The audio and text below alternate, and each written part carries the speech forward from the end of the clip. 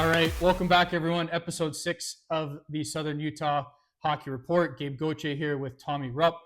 Before we get started, I do want to give a little recognition to my alma mater, DU. So as I mentioned before, we had alumni weekend. I was not able to attend. So this is the 75th anniversary jersey. So sharp. From DU. So pretty cool. Jersey is amazing. Colors have changed a bit, but still, DU still rocks the house. No, that's awesome. What was the inspiration behind choosing 9? Just curious. Oh, man. A good question. Yeah. Was that a number you were always familiar with as a kid? Or? Yep. So it was, it was half of Gretzky. Right. Because the Forbidden 99 was Gretzky. But the other thing, too, is there was other players. Paul Correa was another player that wore number 9.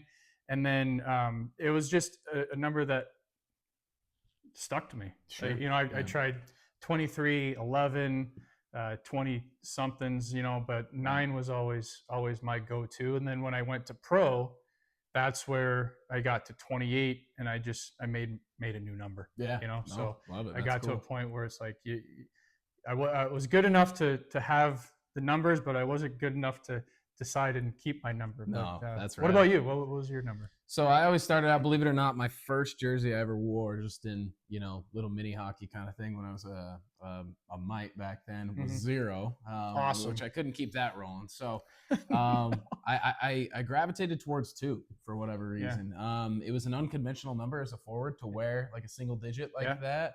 But I just really enjoyed the simplicity of it. And then ultimately, as the career went on, I was a big Jaromir Jagr fan. Okay. So I did 68 for about 2 years. And then it just got to be, it's one of those numbers that you got to be pretty good to back that up. Yeah, and it's one of those things that it's like, that one's probably best for Jaromir Jagr to make famous and not for me to not make it famous. So ultimately just settled on 18 for whatever reason.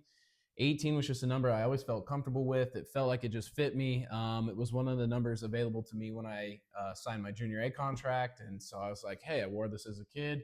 Now I'm wearing it as an adult. And so that's kind of my go-to number. And it's always stuck ever since. Awesome. Yeah. No, good stuff. And great lead up to our next episode here. And once we get into it, I want to have you continue to like and subscribe to this channel, to our videos, because again, we're providing more insight as we go through. So with this episode, we have some great stuff coming up. So first segment, we're going to be talking Utah Hockey Club, what they did in their last 3 games. Segment 2, Vegas Golden Knights, same thing. What have they done in their last 3 games? We're then going to go to that final segment of the give and go, where I'll give a situation. Tommy will go with the analysis, and then we'll cap it off with our final thoughts, and then lead into the next episode. So again, like the video, share the video, and then subscribe to the channel. With the Utah Hockey Club, they had the Washington Capitals at home. We were actually broadcasting live that night. Right. We talked about Ovi. He showed up. He had 2 goals that night. And Washington, they really took charge, and they dominated that game, not only power play-wise, but Utah Hockey Club went 0 for 7 on the power play. And we talked about this too before, Tommy, where the firepower, they need to get offensive power and they need guys to start producing. But then when you have your top guys that not producing, not only 5-on-5, but then going 0 for 7 on the power play, not a good situation for Utah. No, definitely not. And as we see, as we continue into the week too, that even bled into the Boston game as well. The 1-0 loss that they had, where Kirill Vejmelka had one heck of a night there. Again, just nothing production-wise on the offensive front. There's a couple things that cause these scoring slumps. A lot of them are, we always talk about guys gripping the stick too tight. Mm-hmm. If you're afraid to make mistakes out there, ultimately what that's going to lead to is mistakes. And I think we have a lot of players on the Utah Hockey Club that really want to make a name for themselves in this organization. And what comes with that is, added pressure that sometimes sends the offensive production the other way instead of just getting back to the basics, getting pucks deep, getting pucks to the net, getting gritty, grindy goals. And that was definitely something early in the week that you wanted to see out of the Utah Hockey Club. The other unfortunate thing about that game with Utah, obviously, Ovi is on pace to break Gretzky's all-time scoring record. Was on pace. Yeah, right. But But now, let's switch there, because yeah, that was, some will say, devastating, sure, but it was also just a freak accident. correct. Ovi collided with a Utah hockey club. I forgot who the It collision was was. McBain. Yeah, yep. A very, very just accidental, and unfortunately, it was a broken bone in the leg, Correct. The fibula. and Yep. so now he's out 4 to 6 weeks. But I will say, this is actually probably the best time to do it, Right. if you are going to get hurt, because we talked about his longevity Correct. as a player, and just going through the type of player he has been and the injuries he's gone through, and still producing at this rate to break Gretzky's record. But now he's going to be sidelined for a little bit. But let's transition and just talk about Ovi there. Do you feel that that's going to set him back coming off that injury? No, I think you make a really good point. It's an 82 game season, and right now with the Capitals firing on all cylinders the way that they are, both offensively and defensively, and even getting some really good saves in net, it's probably a good break. It probably gives everyone a chance to take a step back and breathe. In the locker room, when you've got those record-breaking situations, it's all that anyone talks about. And pretty soon... Almost a distraction. Correct. Pretty soon, that just starts to wear on everybody, because everyone who's going to the media has to talk about it. The last thing that really... it's going to be great for hockey when Ovechkin breaks that record. It's going to be great for the Washington Capitals when he breaks that record. But that's not the main focus of the Washington Capitals this year. They've got good momentum early out of the gate. The coach has them firing on all cylinders like we were talking about. This is just something that I think allows the organization take a step back, breathe. We're going to be okay. The goal is the Stanley Cup anyway. The record will come if we continue to play good hockey. Yeah, no, very good. And with Ovi being a goal scorer, we also talked about him being dangerous with the one-timers. But then we also talked about last episode was getting scoring chances, beating that grade A area. And it didn't work for them against the Boston game, but then things changed as far as going into Pittsburgh. Completely different team. Right. Completely different team. When they go into Pittsburgh, they're facing another milestone, and Crosby getting 600 goals. There was something different, though, in Utah that game that I saw a spark come out, and Dylan Guenther started to step up, which was awesome. What was your take on that win? I honestly think they just got back to the dirty areas. Yeah. If you look at a lot of the goals that they scored, they were in front of the net. Guys were taking them down as they were taking shots. You look at Dylan Guenther's goal to get him going. That was one as he was falling down. He's getting a rebound. He's putting it in. Logan Cooley's, it's a three-way pass that pretty much bounces off of a shin guard and onto a stick and into the net. Those are the goals that bounces. Correct. Yeah. You need those bounces. And, to bring that full circle to what I thought was the coolest part about that game, Sidney Crosby's had a huge inspiration on the game. He's grown the game so much. And Logan Cooley is actually one of the original Crosby's kids, which is an organization run out of Pittsburgh, helping the youth in Pennsylvania, advancing with hockey. I know they contribute equipment. They set up ice time, everything like that. Well, you look at what an impression that's made. Now, all these years later, 100%. You got Logan Cooley, who's facing off against probably what was his childhood hero, and I believe he's even admitted that as well. Mm-hmm. And it just happens to be on a night that he happens to get the 600th goal for his career. That's pretty special. That's why we play the game, and it's those kind of stories that really help grow this game as much as it does. And to see that play out and have Utah Hockey Club be involved in that, that's pretty special. Yeah, no, it was absolutely special. And Utah started to find that offensive power that they've been looking for. And like you said, they're getting in different areas, different bounces, but they overwhelmed the Penguins that night. Correct. Offensively. And then, particularly in the third period, scoring 3 unanswered goals. Mm-hmm. And that's a great momentum shift for the team coming off the losses, but now leading into the upcoming week. Now, before we get into the upcoming week, do you have any final thoughts on Utah and then leading into this week here? Yeah, I would just say, look, I'm really glad that they handled some adversity this week. Obviously, when you go and you lose to the Capitals like you did with the low offensive production, and then you take that into the Boston game, and you lose 1-0, Vejmelka stands on his head. Those are games that you want to win. They came back. They really made a force that game. They made it. It's like they almost took it personal. They really wanted to get the offensive production there.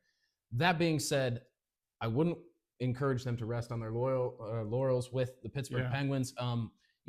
Pittsburgh's got a lot of high talent individuals on their team, but it is a team that really does struggle defensively, and they're starting to kind of have their stats rear their ugly head as well. So it is something that, okay, we broke the ice a little bit with it, but now it's something that's like, we're going to see how this goes against really, really good teams that are in playoff positions, because those are the teams that matter that we need to beat. Great point. And speaking of playoff positions, they got another big week coming up, and they're playing some good teams. They have Montreal coming up on the 26th. Then the Oilers are coming to Utah on the 29th. And then to round out the month of November, Utah will be playing again against the Vegas Golden Knights, which is a perfect transition as we lead off from Utah Hockey Club. And after 20 games played, they are sitting at 8 wins, 9 losses for a total of 19 points. Going with Vegas Golden Knights now, powerhouse. We've talked about them before. They've just been rolling teams because they have been rolling the lines. They roll all 4 lines, all 6D. I believe the goaltending situation is very fluid, which is great to see as an organization. But then they go into Toronto, and then it really laid an egg, to be honest. And this is crazy. It's the first time they've been shut out this season. Oh, wow. I did not know that. Yeah, so first time they've been shut out this season, which in this game is tough. For sure. It's tough to be shut out in this game with just the power plays, the penalty kills, and also just the offensive power these days. But it was also very tight matched. It was a back and forth game, but Toronto just ended up getting more lucky bounces. And so what do you take from that game against Toronto? Well, I mean, no matter what, when you're a good team like Vegas, you're just going to have games like that. And I think the way that they reacted through the week goes to show that it was something that was pretty much a nothing burger in that locker room. Yeah. Okay, so we didn't have it tonight. Peter Laviolette's famous quote, let it burn, but don't let it scar. I really like that. And that was a situation that they did exactly that. You go from getting shut out 3-0. All of a sudden, you take your road trip further into Canada. You go into Ottawa, and you win that game 3-2. Again, you're getting contributions from their depth individuals as well as their stars, guys like Brett Howden, Jack Eichel again, and I think I'm on a streak now for 4 or 5 weeks here. Dorofeev, that guy just continues to produce, and that's something that's really special. Yeah, absolutely, and game in, game out, which is fantastic. And like you said, with the game against Toronto, it's a shrug. Great teams are going to have losses. You're going to get little spurs in the blade there, but you just grind it out and come forward. And like you said, it leads right into that win against Ottawa, 3-2. And then they go into Montreal and just say, forget you, French people. It was more of the same. Again, it was another chip on their shoulder that they took into that arena, and they won handily 6-2. Again, getting key contributions from their fourth line. Keegan Colasar got on that. And I know I mentioned Brett Howden earlier too. Obviously, his hard work has paid off because he just signed a 5-year, $12.5 million contract, so an annual average value of $2.5 million. So that gives you a little bit of salary security. That's going to relax you a little bit. Hopefully that good momentum keeps on rolling. And again, like you said, between Aiden Hill and Ilya Samsonov kind of sharing the net this year, it's pretty much next man up mentality. And Bruce Cassidy, I've actually seen a very calm version of himself this year. Now, granted, I'm not behind the locker room doors, and I'm sure there's a lot of different conversations that he's having with the team. Yeah. But that being said, he seems to be a little bit more calm, cool, and collective. And I think that just goes to show of his veteran leadership, his veteran presence. He's won a Stanley Cup previously. He's been to one previously with the Bruins. He's starting to tell that it's like, okay, I probably can't be screaming every night. I probably can't be in guys' faces. We are going to have games that we're not going to win. We are going to have games where our stuff's just not there. That happens in Toronto, but what do? You get back up on the horse. You go win 3-2 in Ottawa. You take that into Montreal, and you let them know wwhy you're one of the top teams in the Western Conference. 100%. And also doing it with some key players out. Mark Stone's out. Right. Pietrangelo's out. And you mentioned Bruce Cassidy. You mentioned the Boston Bruins. I'm going to throw a curveball into this just because it's new, local news for the game of hockey. But it's also controversial if you think about it from a coaching perspective, but then also from the trail or the history of coaches. Bruce Cassidy, one of them, and then the most recent one is Jim Montgomery leaving Boston or having an exit out of Boston. Bruce Cassidy then goes on and has a great career after Boston. Now Jim Montgomery trying to find a job. One of those situations where you look at stats, and we'll get into more stats as this is very analytical. Mm-hmm. But what's your take on what that situation in Boston? I guess the best thing that I could say is you got to really love when your organization's general manager and head coach are on the same page. I think what we've seen with Boston this year, they had a lot of offseason drama with the Jeremy Swayman contract extension. I know they didn't want to go that high, and I know Jeremy Swayman really wanted to get paid for after what they put him through arbitration. Rightfully so. Yep, exactly. He earned his contract. Now, that being said, you could start to see that the Bruins were taking on water, just as far as like the media coverage. You know, you've got Jim Montgomery getting in Brad Marchand's face. All of a sudden, that's getting media coverage. And ultimately, I think the general manager has a hard look that he has to take in the mirror.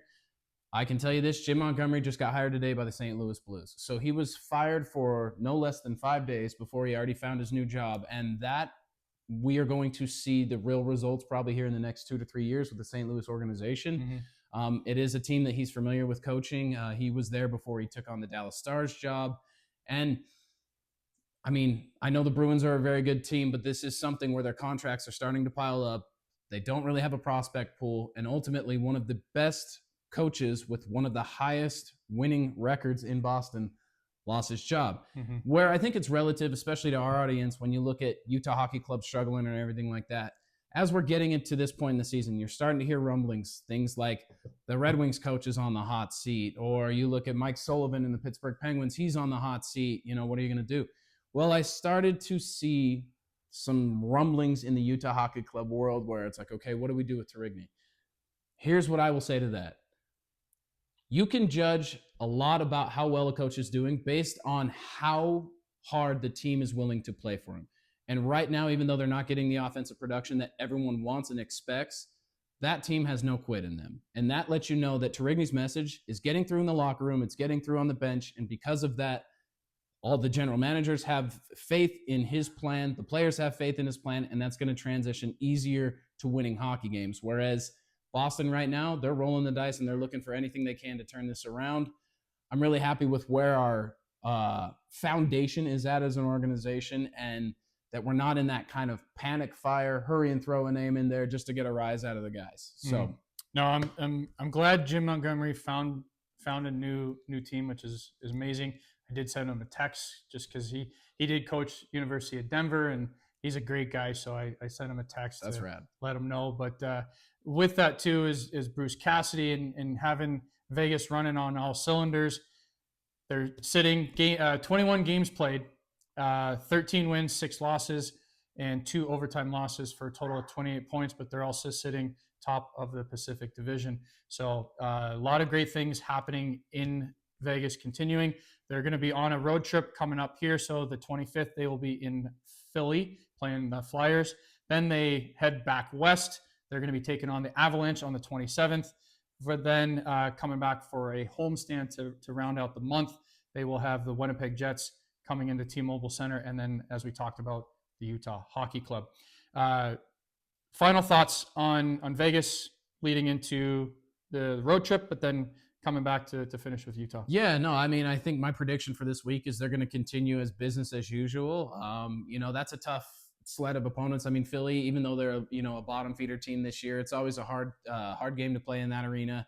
And then the Avalanche have started to find something here where they're really starting to get going. They got Nichushkin back in the lineup. They've dealt with some injuries to Miles Wood and Jonathan Drouin. Well, Drouin's back in the lineup, and he's already scored 2 goals since he's been back. So they're going to be facing a Colorado Avalanche team that's hungry and that's ready to get things going because of their less than impressive start. And so it's going to be really important to take that mentality into that game, but also carrying it over to the Winnipeg Jets. Winnipeg Jets, best team in the West right now with 4 losses. They're starting to slip a little bit. They're starting to come back down to earth. So it'll be a really interesting game. I'm really looking forward to the pace of that game. And then obviously rounding it out with Utah and Vegas.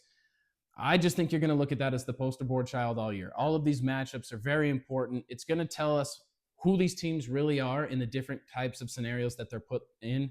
Again, Vegas, the more veteran presence, they've got their resume to back it up. Utah's learning how to win like that team. I'm just looking forward to that rivalry. I know I've said it on this podcast multiple times.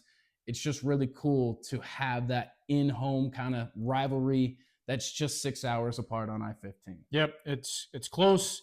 It's going to continue to get more bitter, more intense, which is awesome to see, and then it just builds more hockey too. So it's awesome. So jumping into now segment 3, which is the give and go, where first situation is going to be the Utah Hockey Club goalie situation. Tommy, what are we looking at? Well, obviously Ingram goes down early in the week with an injury, so we're wishing him the best. I know he's not traveling with the team right now, so that probably lets you know it is something that is bugging him quite a bit. So I think when you got Vejmelka kicking the way that he is, you ride your backup like you can. Vejmelka's got a very good history, even with the Arizona Coyotes. You know, he was one of the highest sought after trade pieces at the deadline, because they were looking for that tandem goalie style that you kind of need going into the playoffs, just in case one person doesn't have their game. Vejmelka's kicking right now.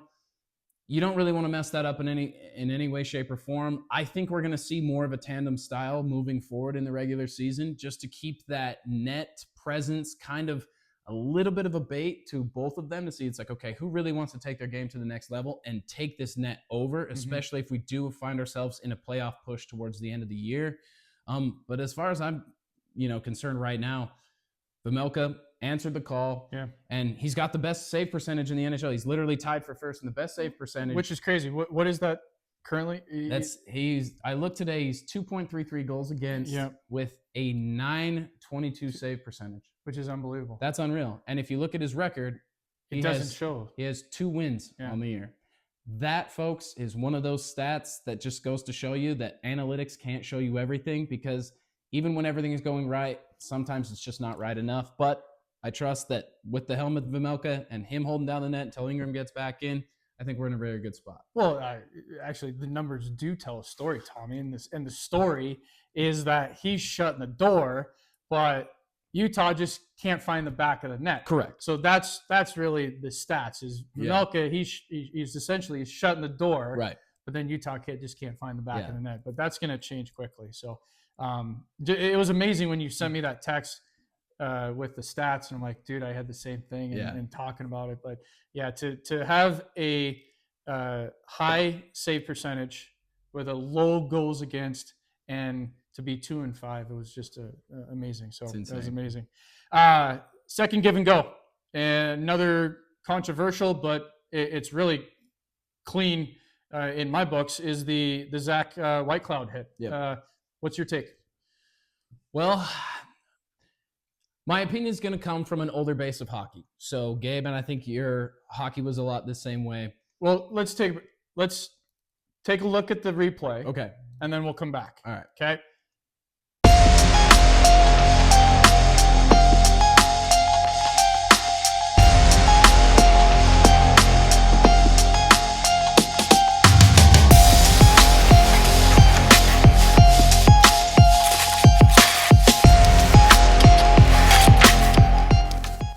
Right, coming back, you just said foot's planted, feet are planted. Whitecloud, obviously, and we talked about this too, Tommy, is Whitecloud outmatches in height. Right. So go on with that. So back in the day when we used to play, there was a lot more hitting. And what I mean by that is if you didn't finish your check, you got an earful when you got back to the bench. What has happened since the game speed has increased and the skill has increased as much as it has? A lot of times when you finish a check, you actually find yourself out of position. Now we're kind of finding this weird world where we were so far on this side of the pendulum to now the speed and the skill has swung so far this way, the guys aren't picking up their heads. And, I'm all for player safety. I don't want anyone to have, CTE issues in their post-closing career or anything like that. But there has to be a conversation about not only the responsibility of the person delivering the hit, but the person who's getting hit. Matthew Nyes, this is his 3rd year in the league. Michigan stud, came in right to the league. I think he might have played 1 game in the minors. He's already found himself on the first line out there with all of those top Toronto offensive players. And this, I think, is a product of the newer age of hockey where simply Matthew Nyes didn't pick up his head. He did not. He not only didn't pick up his head, and this is where hockey players, you have to be aware of your surroundings. And we go back and we showed the replay of just the hit, but leading up to it, and this is what bothers me. Okay, and I'm cooking because one, it was such a great hit. It was an awesome hit by Whitecloud, but then Knies looks up, sees, starts going to the outside, looks up again, sees, does nothing with the puck, looks down, boom, gets hit. Yeah. Okay? So then you're going, okay, why are you so upset? Well, he didn't manage the puck. He didn't manage the puck well. He walked himself into Whitecloud's zone, and if we go back to old school hockey, it's Don Cherry talking about the trolley tracks, and he walked right onto the trolley tracks, and Zach Whitecloud just knocked him down. It was absolutely. That was a perfect example of a textbook hit, but also textbook not being able to manage the puck. Right. And that's, in that situation, you do one of two things. And McDavid, go back to Gretzky, you go to McDavid. Great players very rarely get hit. Right. And it's the way that they not only see the game, but it's the way they manage the puck and move the puck. So he could have not only moved the puck to another player into the middle of the zone to relieve that pressure, because then now you're going to the outside, everyone's following you to the outside, and you dish it to the middle. 2, chip it off the boards and go around. Right. You see Whitecloud is lining you up. You see that you're being lined up, and then you just chip and go, dance to the inside, chip to the outside, and go. What do you say? Well, and you know, the reason that this is so important to understand this, I mean, I saw a bunch of the internet backlash. You got a bunch of people who are trying to give opinions on something that they may understand or they may not understand. And trust me, there's two sides to every story. I totally get it. And everyone wants this to be a perfect situation where no one gets hurt. But let me tell you this, folks. Ice hockey is a very aggressive game. And not only is it super important to deliver safe hits, but it's also super important to understand how to take a hit. This is something that we went over quite a bit when I was younger. We used to do drills continuously because what we didn't want to have was, once checking was introduced, we didn't want to have someone put in an unsafe situation because they did not know how to take a hit. Now, we can get off on a whole different tangent. They raised the age of hitting in America. Instead of peewees, now it's Bantams. And honestly, That'll be another segment. Yes, exactly. I don't necessarily agree with where that's going, but neither here nor there.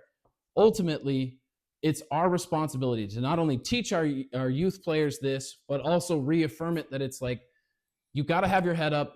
You got to keep your body in a hockey position that you are ready to take a hit at any given moment, in addition to delivering a little of that hit back. I remember one time it was a reverse hit. Correct. I was one time in a high school game. We were playing Riverton High. I went down the boards and I stopped moving my feet because I knew I was going to get hit, and I got smoked. I got off the ice and my dad ripped me so bad is he's like, you want to get hurt? Stop moving your feet. He's like, what you need to do is you need to bend those knees, keep your feet moving, and what you'll find is the minute that they hit you, you'll deliver a lot of that momentum back, or a lot of that is absorbed in the glass and you can still stay on your feet and still be an offensive threat. Yep. That's something that was burned into my brain, and I think my dad needs to call Matthew Nyes. Yeah, absolutely. You follow through the hit. Well, Matthew Nyes is definitely, I guarantee this, one, he's not going to get hit like that again. No. Because I learned that lesson when I was a peewee, and I remember it was against the Bay Harbor Red Wings. It was Paul Wilkins. Yeah. And I got laid out, man. And I had my head down, but it was that time. And since then, I never was hit in that situation ever again. Right. I had my head up. I've always made a play. But I guarantee he's not going to have that happen again. Yeah. And you're right, though, is going through that hit, because the momentum you have far supersedes the stagnant. I'm not a scientist, but I'm not even going to get energy. Into it. Energy that just is sitting there. So when you have that momentum, it's gonna overpower. But no, it's awesome. And Zach Whitecloud, great hit, textbook. Yep. Because again, you really can't do much with the size difference too. Correct. And Tommy and I were joking about it. He's what, you're 6'1", 6'2", 6'2". Yeah. Okay, I'm 5'9". On a good day, 5'8 3/4" is what they usually have me at. But I don't care about that. Anyway, if I'm going in, and we'll demonstrate this too, because we're gonna get into demo and talking about highlights and why things work this way. And you'll see that the size difference just does not work. The physics does not work. So why Zach Whitecloud's hit was so textbook is because he had his elbow in, and it was tucked in, okay? And the contact that was made on Ganai's face was actually in the middle of the arm. Right. And so in that situation, a 6'2" person cannot go much further down to try and go chest or shoulder on chest. And again, we'll talk about that, but it was textbook hit. Got to keep your head up. You got to stay out of the Charlie tracks, and you got to have better puck possession and just being aware of that puck. But great stuff. Great segment here today. Utah Hockey Club, Vegas Golden Knights. Both teams now kind of figuring out their team after 20 games this season, and both teams also going through a little adversity. But, it'll be great as we go into American Thanksgiving and then leading into the Christmas break. A lot of great stuff coming up. Next episode, we are going to have a feature. We're going to be talking with Corey Henwood, who is the founder, the president of Red Rock Ball Hockey. We're going to recap the whole season from the fall league with not only the group we had here in St. George, but also the Henderson group, talk about the final playoffs, and then, of course, lead us into the spring season. Final thoughts, Tommy?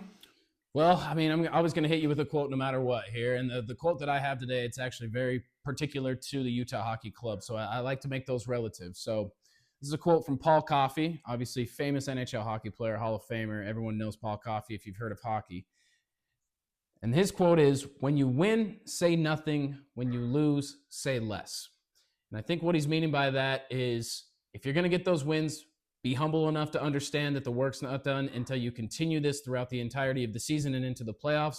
But also, if you lose, no one needs to make excuses. No one needs to point fingers. Again, there's a lot of adversity in the Utah Hockey Club locker room right now, and we are going to find out what this team is made of in the next 10, 15 games to see what they're really going to do to find another gear, to get things going in the right direction, and ultimately using the other teams in the NHL as an example and hopefully learning from that and really solidifying that group just to galvanize it and hopefully create some playoff momentum as we continue past this holiday season. That's awesome.